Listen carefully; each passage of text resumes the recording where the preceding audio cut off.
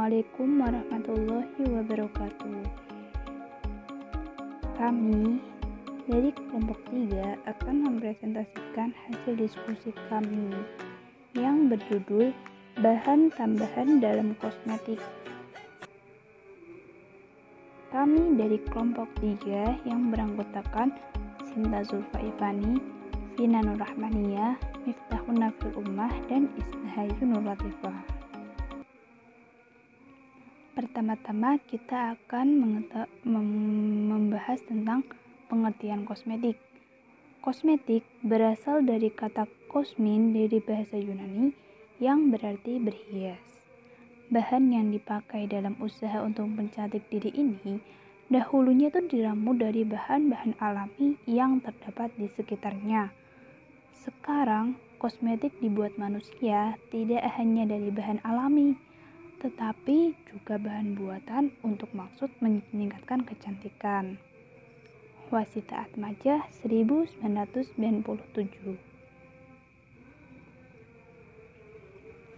Kemudian yang kita bahas adalah bahan tambahan dalam kosmetik atau zat aditif.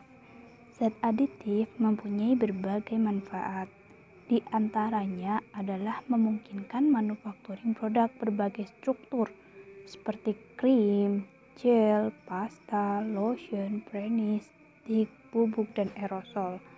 Mereka itu menyediakan produk dengan stabilitas fisik dalam jangka panjang untuk transportasi dan penyimpanan, serta menghambat pertumbuhan bakteri dan meningkatkan stabilitas bahan aktif kimia yang sensitif terhadap atmosfer oksigen, serta dia itu mempengaruhi sensorik persepsi seperti konsistensi, dispersi kulit, aroma, dan warna. Ada beberapa zat aditif yang biasa digunakan dalam pembuatan kosmetik. Penambahan zat aditif ini tuh mempunyai tujuan dan fungsi yang bervariasi. Selain sebagai bahan pengawet dalam bentuk fisik, suatu produk kosmetik itu juga dapat digunakan untuk membuat konsumen tertarik dengan penampilan fisik dari produk tersebut. Misalnya, warna yang cerah, aroma yang kuat, dan lain sebagainya. Nah, bahan tambahan dalam kosmetik yang akan kita bahas ada 4. Yang pertama, ada vitamin, zat pewarna, zat pengawet, dan antioksidan. Pertama-tama, kita akan membahas tentang vitamin. Vitamin terdiri dari kelompok bahan kimia yang menunjukkan bahwa semua bahan kosmetik itu berbeda. Mereka adalah nutrisi penting yang memiliki peran penting dalam metabolisme semua organ, termasuk organ manusia terbesar yaitu kulit. Vitamin yang paling banyak digunakan dalam kosmetik itu ada vitamin A, vitamin E, vitamin C, dan pantenol atau provitamin B5. Kemudian yang pertama adalah vitamin A. Vitamin A terkenal karena keterlibatannya dalam menjaga penglihatan normal. Namun, ia itu memberikan sejumlah fungsi lain dalam organisme manusia yang aktivitasnya dalam epidermis untuk kosmetik, yaitu efek stimulasi pada proliferasi sel. Vitamin A itu memiliki efek stimulasi seperti dalam dilihat dari penelitian. Efek vitamin A itu tergantung pada dosis dan menghilang dalam kurun waktu tertentu dengan penurunan konsentrasi dalam jaringan. Nah, dalam proses penuaan, banyak aspek struktur kulit itu diubah karena aktivitas metabolisme organisme manusia yang menurun. Penipisan epidermis adalah salah satunya. Nah, penipisan epidermis itu menyebabkan kulit akan kehilangan sebagian dari fungsi pembatasnya, sehingga kapasitas air itu berkurang. Kulit itu seringkali kering, bersisik, atau bahkan retak. Nah, vitamin A itu dapat menangkal proses penuaan dengan merangsang proses pembaruan sel. Selain itu, vitamin A itu meningkatkan penampilan dan elastisitas. Pada dasarnya sinar UV sangat mempengaruhi konsentrasi vitamin A dalam epidermis dan dermis. Kadar vitamin A yang rendah dalam kulit setelah kena paparan sinar matahari yang terus-menerus dan berlebihan akan menyebabkan perubahan khas yang terlihat pada kulit, seperti lapisannya terangsang dan menebal dan sisa epidermis yang relatif tipis. Dalam kosmetik sendiri, vitamin A itu digunakan dalam bentuk ester, yang mana vitamin A palmitat, vitamin A asetat, dan retinol.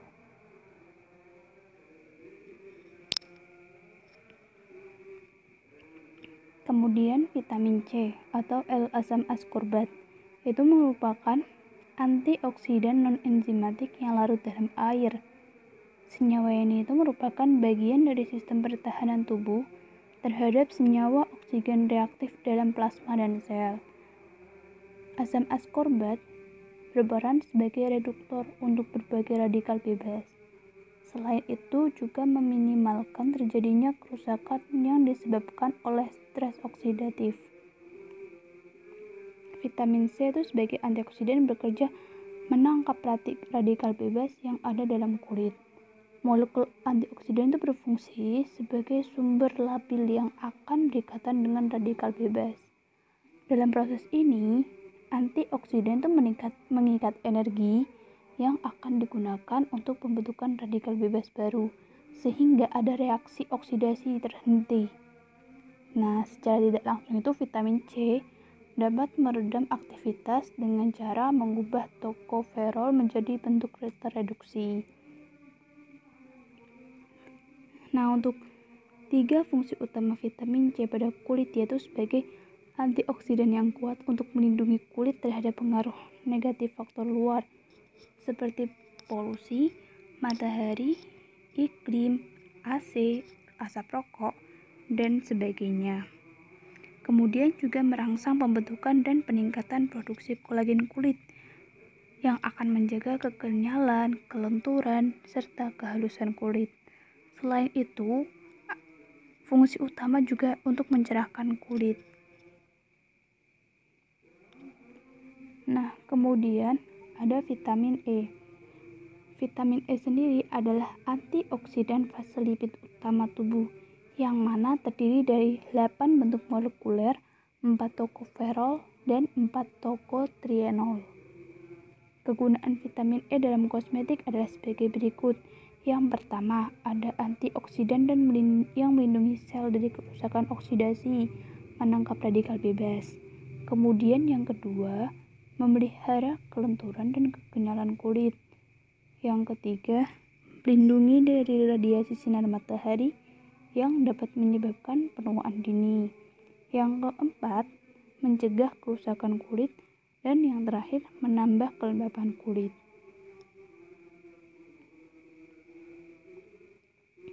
Kemudian yang terakhir ada pentanol.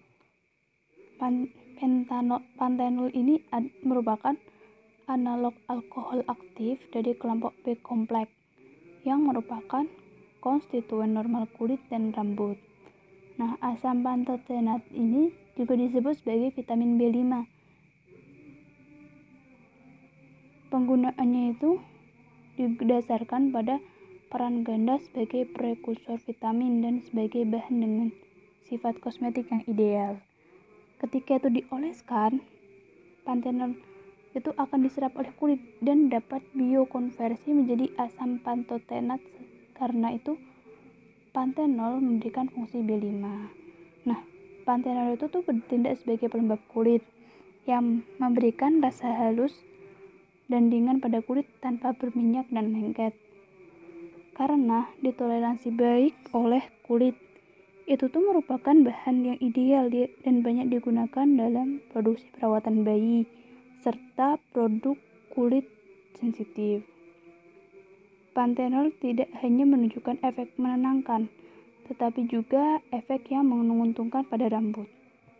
Baik, selanjutnya yaitu zat pewarna. Nah, sebelum kita masuk ke jenis-jenis zat pewarna yang terdapat dalam kosmetik, sedikit saya akan menjelaskan zat pewarna itu sendiri. Nah, zat warna itu telah dikenal manusia sejak 2500 tahun sebelum Masehi. Zat warna pada masa itu digunakan oleh masyarakat Cina, India, dan Mesir. Mereka membuat zat warna alam dari berbagai jenis tumbuhan, binatang, dan mineral untuk mewarnai serat, benang, dan kain. Zat warna yang sudah lama dikenal dan digunakan, misalnya daun pandan atau daun sirsak untuk warna hijau dan kunit untuk warna kuning. Kini, dengan perkembangannya ilmu pengetahuan dan teknologi, telah ditemukan zat warna sintesis karena penggunaannya lebih praktis dan harganya lebih murah. Nah, zat pewarna sendiri itu adalah bahan atau campuran dari beberapa bahan yang digunakan untuk memperbaiki atau memberikan warna pada kosmetik agar lebih menarik. Contohnya, warna pada sabun, warna pada lotion, dan lain sebagainya. Nah, jenis-jenis zat pewarna yang terdapat dalam kosmetik ini dibedakan menjadi 4. Yang pertama, zat warna alam yang larut. Zat warna jenis ini sebenarnya lebih aman bagi kulit, namun zat warna alam larut ini memiliki beberapa kelemahan, di antaranya yaitu kekuatan pewarnanya lebih lemah, tidak tahan lama, dan relatif mahal. Contohnya, alkalin, karmin, ekstrak klorofil daun hijau, henna, karotin, dan lain sebagainya. Jenis pewarna yang kedua yaitu zat warna sintesis yang larut. Zat warna sintesis yang larut ini adalah zat warna yang dihasilkan melalui proses sintesis senyawa kimia tertentu. Yang memiliki sifat yang pertama adalah intensitas warnanya sangat kuat, kemudian larut dalam air, minyak, dan alkohol. Yang ketiga, daya lekat terhadap rambut, kulit, dan kuku berbeda. Karena zat warna untuk rambut dan kuku biasanya daya rekatnya lebih kuat daripada zat warna untuk kulit. Yang terakhir, beberapa bersifat toksik.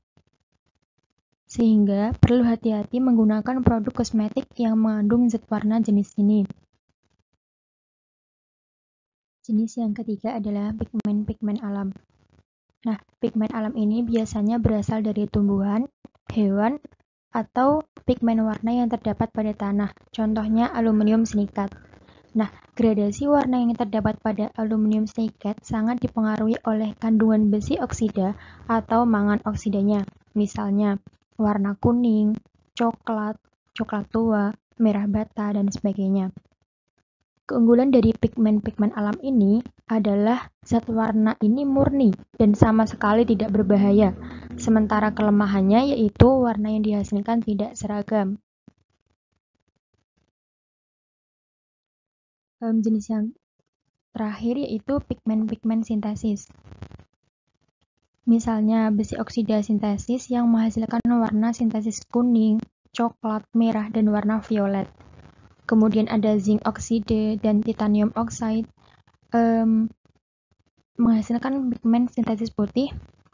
Kemudian bismut oksiklorid untuk warna putih mutiara, kobalt hijau untuk pigmen hijau yang kebiruan, cadmium sulfide, dan Prussian blue. Nah, keempat itu adalah jenis-jenis pewarna dalam kosmetik. Kemudian, zat warna yang akan digunakan dalam kosmetik harus menjalani pengujian dan prosedur penggunaannya yang disebut proses sertifikasi. Nah, proses sertifikasi ini meliputi pengujian kimia, biokimia, toksikologi, dan analisis media terhadap zat warna tersebut. Jadi, zat warna sebelum digunakan dalam kosmetik itu harus memenuhi proses sertifikasi terlebih dahulu. Selanjutnya, bahan pewarna sintesis yang diizinkan di Indonesia.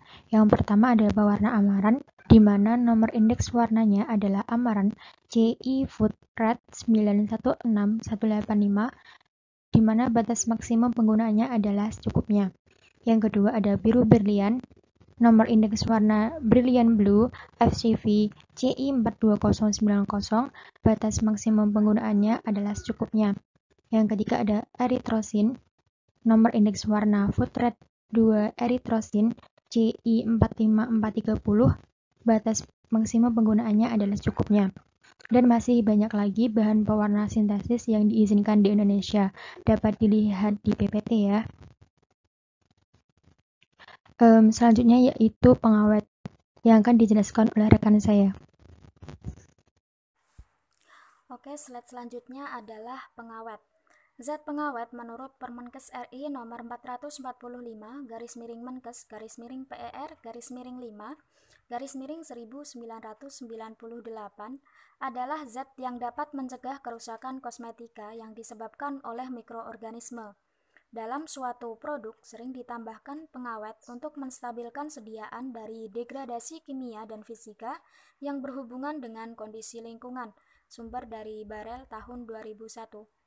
Nah, jadi gampangnya suatu pengawet dalam bahan makanan maupun dalam bahan kosmetik seperti ini itu untuk menjaga suatu produk agar tidak cepat kadaluarsa. Seperti itu. Kemudian adapun jenis-jenis pengawet yang digunakan dalam kosmetika yaitu 1. Asam organik dan garam serta esternya. Contohnya asam dehidroasetat, asam sorbat, asam salisilat, asam propionat dan garamnya, juga asam benzoat beserta garamnya dan alkil ester.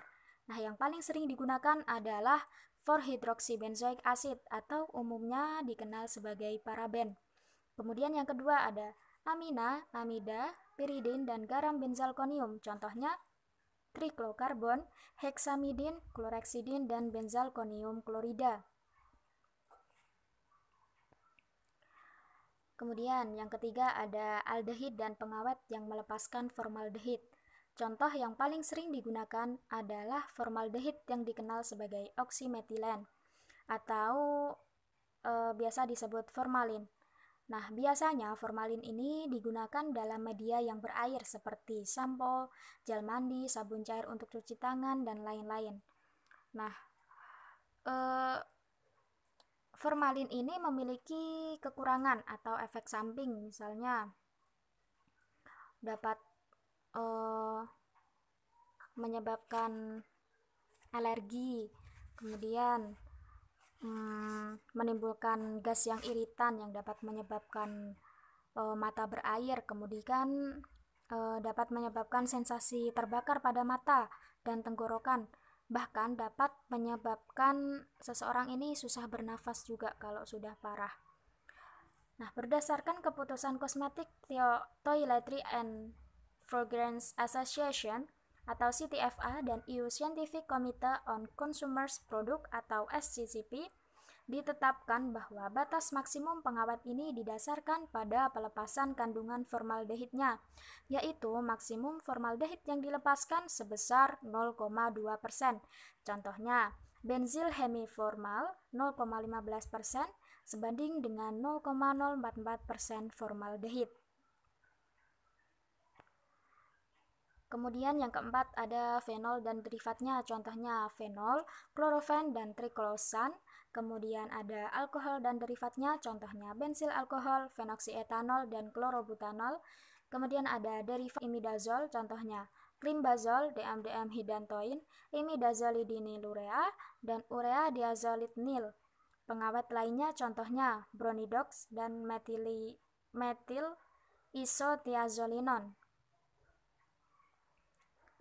Nah, ini bahan pengawet yang berbahaya. Yang pertama itu ada paraben. Nah,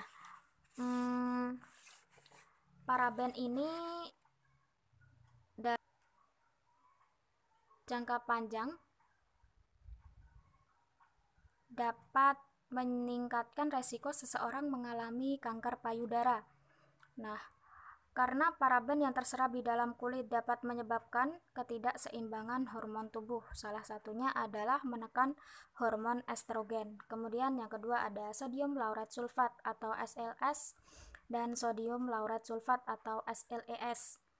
Nah, kedua produk ini itu dipercaya dapat memberikan sensasi lembut pada kulit. Nah, kedua produk ini masih relatif aman jika penggunaannya tidak lebih dari 1%. Nah, jika lebih dari 1%, Efek sampingnya adalah dapat menyebabkan iritasi pada mata, kulit, bahkan paru-paru. Kemudian yang ketiga ada formaldehid atau formalin. Tadi sudah saya jelaskan efek sampingnya apa. Kemudian yang keempat ada propilen glikol. Propilen glikol ini dapat ditemukan pada tabir surya. Nah, produk ini dipercaya dapat menghaluskan kulit juga seperti SLS dan SLS tadi ya. Namun, propilen glikol ini juga dapat menyebabkan iritasi.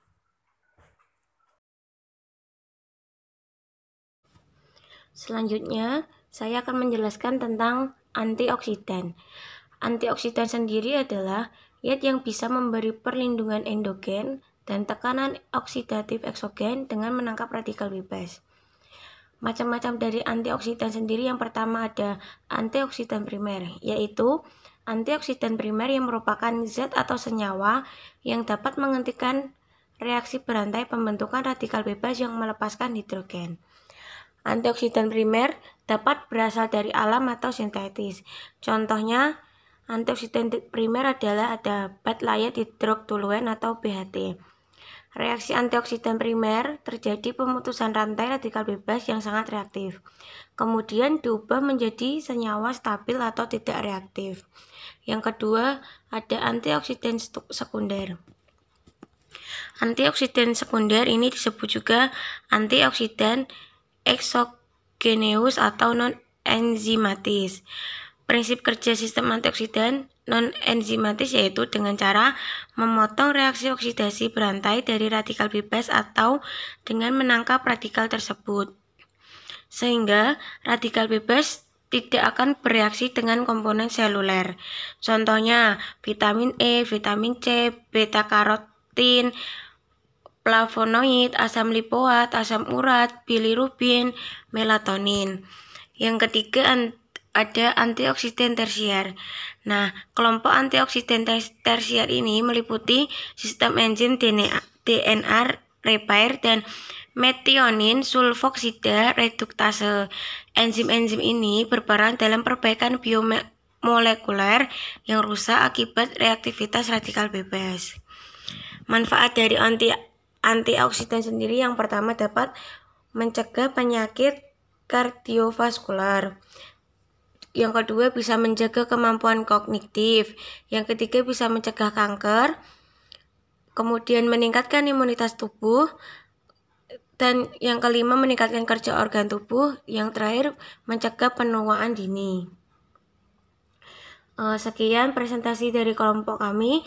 Kurang lebihnya mohon maaf. Wassalamualaikum warahmatullahi wabarakatuh.